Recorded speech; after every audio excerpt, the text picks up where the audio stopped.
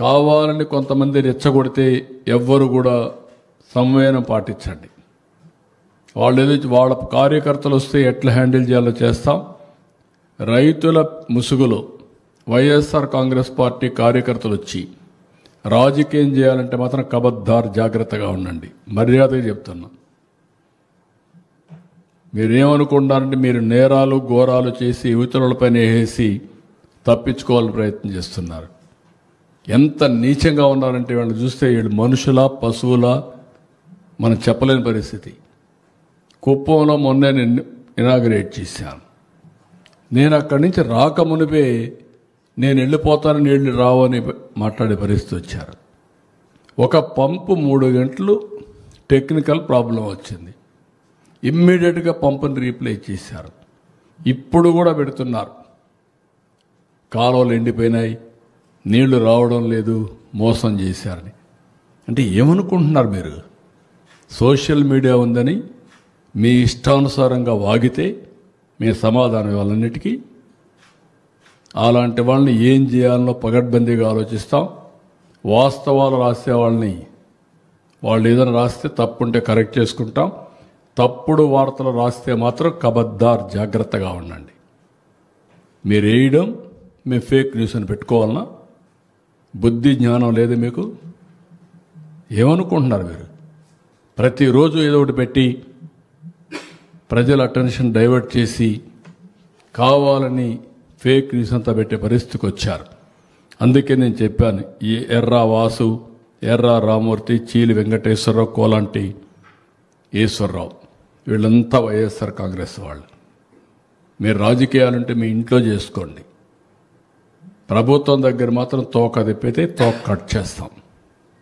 ఇంకొక ఆయన మాట్లాడతాడు, అక్కడేదో విశాఖపట్నం రైల్వే మనం స్టీల్ ప్లాంట్ ప్రైవేటైజ్ చేస్తే పోరాడతాడంట. ఎవరు చెప్పాడా నిన్ను పోరాడమని? ఎవరు ప్రైవేటైజ్ చేస్తారా? డెఫినెట్గా కొన్ని గవర్నమెంట్లన్నీ కూడా కొన్ని సర్వీసులు అవుట్సోర్సింగ్ చేసుకుంటారు సమర్థత పెంచడానికి. అది నెపం పెట్టి ఇష్టానుసారంగా మాట్లాడడం. 12,000 కోట్ల రూపాయల కేంద్రం ఇచ్చి ఈరోజు మళ్ళీ విశాఖపట్నం స్టీల్ ప్లాంట్ రివైవ్ చేసే ప్రయత్నం చేస్తే, తెలుగువారి ఆత్మ గౌరవాన్ని కాపాడితే, మన మనోభావాలు కాపాడడం కోసం దేశంలోనే మొట్టమొదటిసారి ఒక నిర్ణయం తీసుకొని ఆ నిర్ణయాన్ని పునరాలోచించి మళ్ళీ 12,000 కోట్ల రూపాయలు ఇచ్చి ఇప్పుడు ముందుకు తీసుకుపోతున్నాం. ఇలాంటి దౌర్భాగ్యమైన పార్టీని ఎప్పుడు చూడలేం. వీళ్ళకి ఫిట్టింగ్ రిప్లై ఎప్పటికప్పుడు ఇవ్వాల్సిన అవసరం ఉంది. ఈరోజు మా కలెక్టర్స్ అందరికీ చాలా స్పష్టంగా ఆదేశాలు ఇచ్చా. ఎవ్రీడే మీరు మానిటర్ చేసుకోండి. జిల్లాలో ఒకవేళ ఒక షాప్లో ఉండి ఒక షాప్లో అవసరమైతే మీరే ట్రాన్స్ఫర్ చేసుకోండి. ఏ ఒక్క రైతు మాకు ఎరువులు లేదనకుండా చూసుకునే బాధ్యత మీది. అదే సమయంలో ఎక్కడన్నా కానీ ఎరువులు లేదంటే నేనే అక్కడికి వెళ్తా, నేను అక్కడ చూస్తా. మా వాళ్ళ తప్పుంటే యాక్షన్ తీసుకుంటా. కావాలని ఇలాంటి న్యూస్ చేస్తే వాడిని తీసిపోయి బొక్కలో పెట్టి అక్కడి నుంచి పనిష్ చేస్తాం. తమాషా అనుకోవద్దండి. రేపటి నుంచి ఎక్కడ జరిగినా సరే రాష్ట్రం మొత్తం రైతాంగానికి అందరికీ విజ్ఞప్తి చేస్తున్నా, మీరు రాజకీయాల్లో మీరు భాగస్వాములు కావద్దండి. రైతులుగా ప్రవర్తించండి. మొన్నే 7,000 రూపాయలు మీ అకౌంట్లో వేసాం, అన్నదాత సుఖీభవ. అదే మరి ఈరోజు రాష్ట్రంలో పుష్కలంగా నీరంతా ఇచ్చాం. 95% రిజర్వాయర్లు నీళ్లు నింపాం. పోయిన సంవత్సరం నీటి కొరత లేకుండా చేశాం.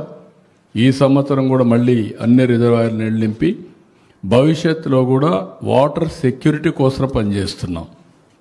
అదే మరి ఎక్కడికి ఎవ్వరికి ఇబ్బందులు లేకుండా ఫెర్టిలైజర్స్ కానీ పెస్టిసైడ్స్ కానీ అన్నీ కూడా మానిటర్ చేస్తున్నాం. అదే సమయంలో రైతులు గుర్తుపెట్టుకోవాలి, మీరు ఎక్కువ యూరియా వేసి మొత్తం దీనివల్ల ప్రజల ఆరోగ్యానికి కూడా ప్రమాదం.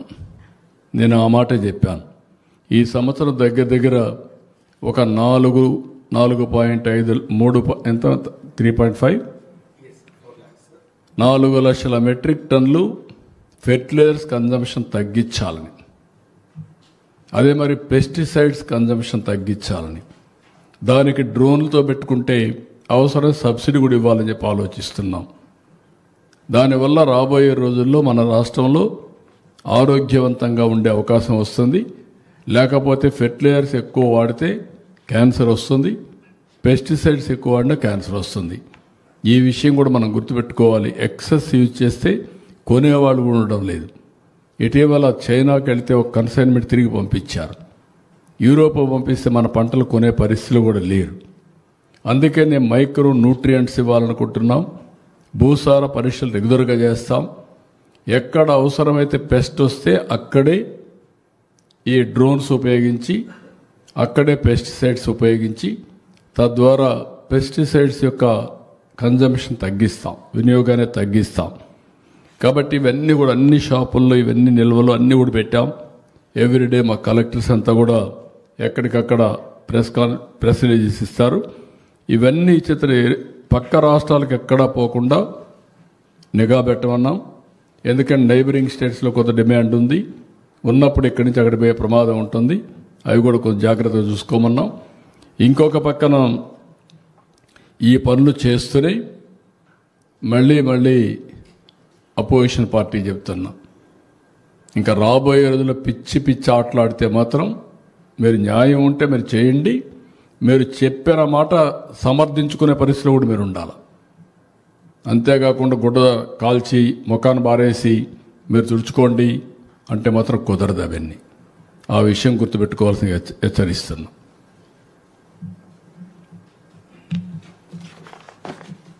మనం చూసాం మామిడి ఏం చేశారు, బలవంతంగా తీసుకుని తొక్కిచ్చారు.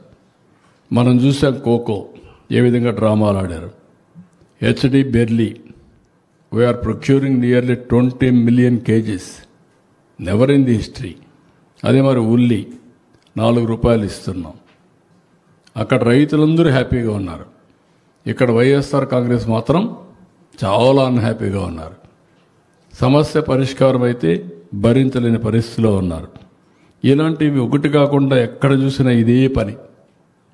కాబట్టి నిన్న నేను చూశాను, నేను నీళ్లు పులివెందులకు ఇస్తే అక్కడ పోయి ఆరతి ఇచ్చే పరిస్థితికి వచ్చారు.